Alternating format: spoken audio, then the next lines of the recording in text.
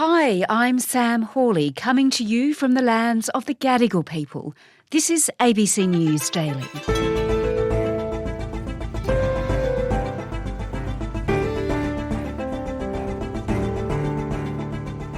Last week, there was a dramatic finale to the case that captivated the nation when Chris Dawson was found guilty of murdering his wife, Lyn. For Lyn's family, they'd finally done it, got the justice they'd fought for decades. Today, Australian Story producer Wendy Page on her long-lasting connection to Lyn's loved ones and why their battle isn't over yet.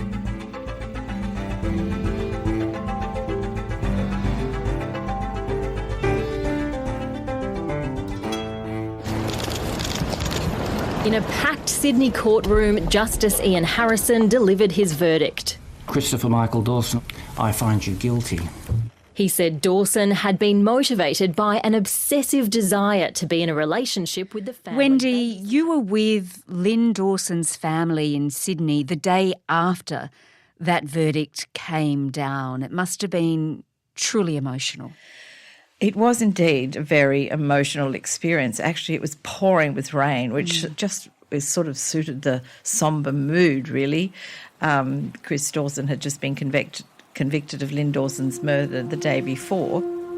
And her brother, Greg Sims, and his wife, Marilyn, and their two children paid a visit to the family's memorial seat at the Clovelly Beach in Sydney. The day after the verdict, we've come down here to Clovelly to put these flowers on the memorial seat to Mum and Dad and Lyn, just in recognition of their lives. And this seat was put there with a lovely plaque on it in memory of Lyn Dawson's parents when they died around 2001. And they added to that plaque a little tribute to Lyn. When this is all over, we'll always remember Lyn as the beautiful person she was. Gentle and caring, calm, funny, the first one to ring for birthdays. She's just so generous. They turned up in the pink, dressed in pink, which was apparently Lyn's favourite colour. Lots of people had turned up in pink at the court the day before for the verdict, and they had a beautiful bunch of pink flowers when they'd gone to the florist in the morning to pick up these flowers to take to the memorial seat. When we went to buy the flowers this morning, the florist was in tears. And she was telling us about her network of friends who followed this story all these years, and it's just huge. This is sort of a measure of the impact that this case has had on so many people. And Wendy, you were there because as part of your work, you've known Lyn's family for quite some time. So just remind us, who is Chris Dawson? Chris Dawson and his twin brother Paul were very high-profile rugby stars back in the 70s in New South Wales. Pringle playing it. Dawson. They were identical twins. They were somewhat celebrities. They were models. They were teachers. And Chris Dawson was married to Lyn Dawson, and she went missing in these extraordinary circumstances where he had been having an affair with his schoolgirl student who he had moved into the family home to be a babysitter. And ultimately, it was that infatuation that led to the breakdown of the marriage and ultimately led to him dispensing with his wife. Police claim Chris, then a Cromer High phys ed teacher, murdered his wife so he could move in with a student who he later married. The murder allegation denied by his family.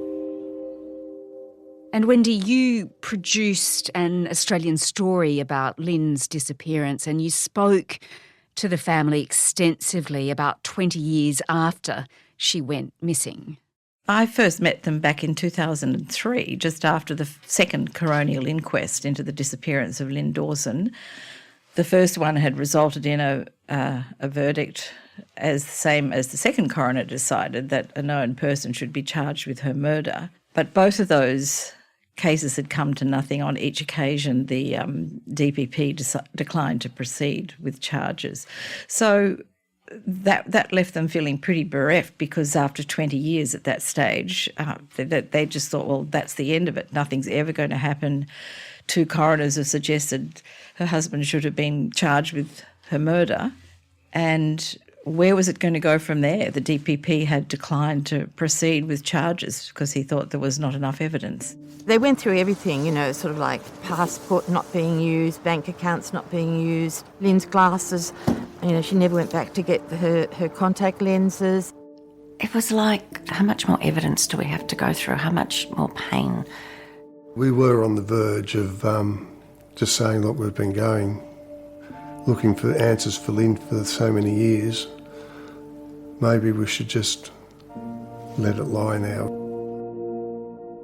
And then came the world-famous Teacher's Pet podcast. That was produced by the journalist Hedley Thomas. Yes.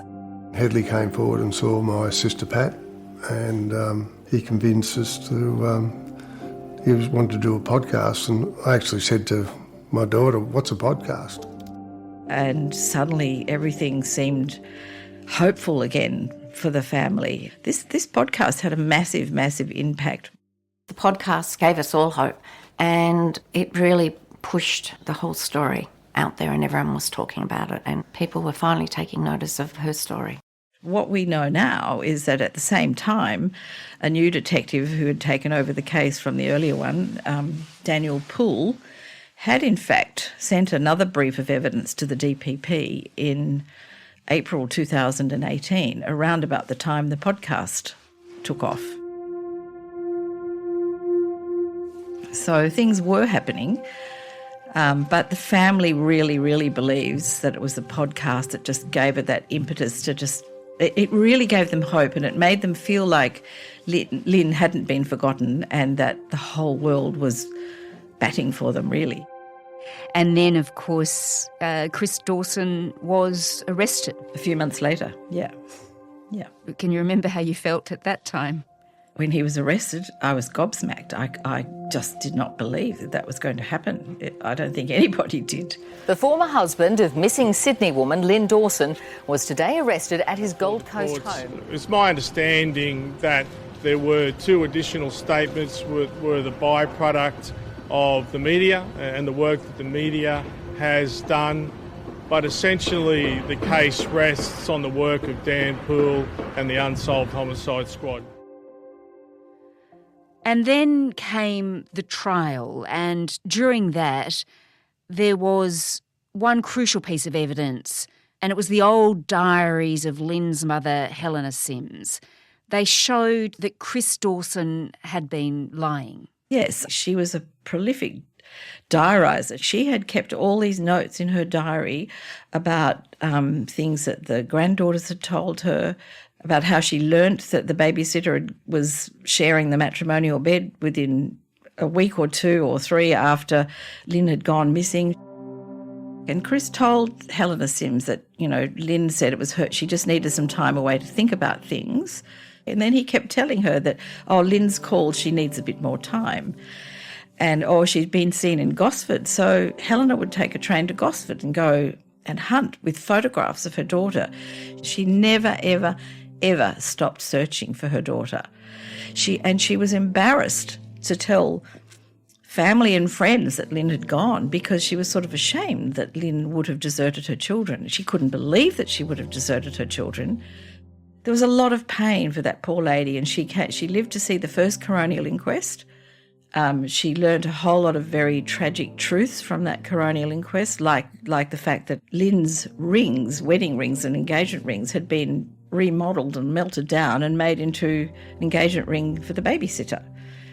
She died not long after that. So she died not knowing what had happened to her daughter. She just never found out the truth.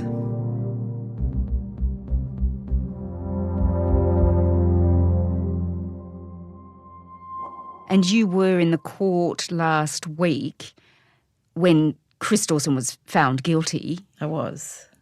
And what was that moment like? Really, really sombre, I'd have to say. Christopher Michael Dawson, on the charge that you did murder Lynette Dawson, I find you guilty. You may sit down.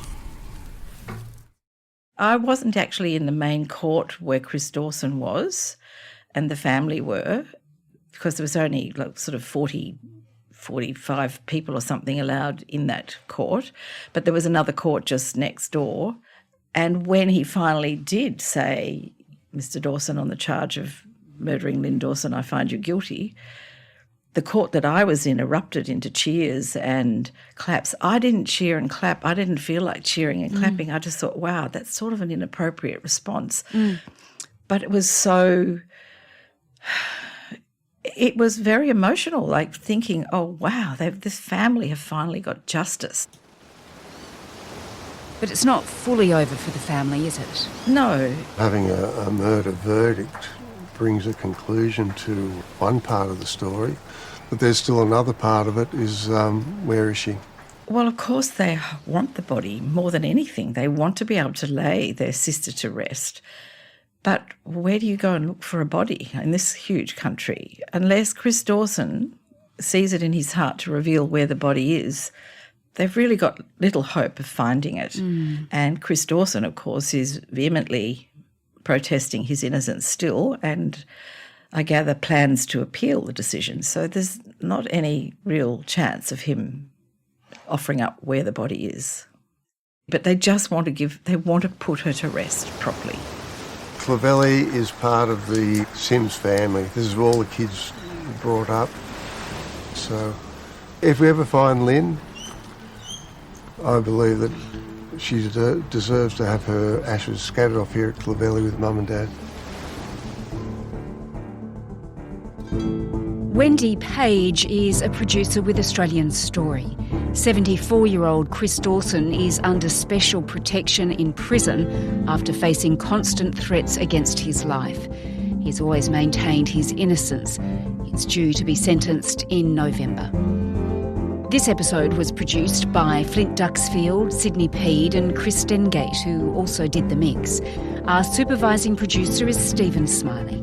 I'm Sam Hawley. ABC News Daily will be back again tomorrow. You can find all our episodes of the podcast on the ABC Listen app. Thanks for listening.